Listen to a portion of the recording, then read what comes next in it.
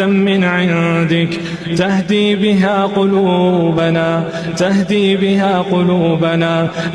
بها قلوبنا وتلم بها شعثنا وتحفظ بها غائبنا وتعصمنا بها من كل سوء. اللهم إنا نعوذ بك من زوال نعمتك وتحول عافيتك وفجاءة نقمتك وجميع سخطك.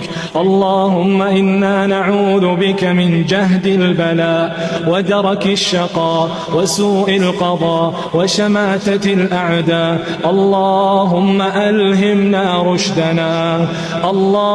ألهمنا رشدنا وقنا شر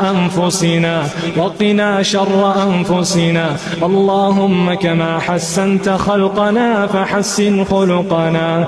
اللهم إنا نسألك رحمة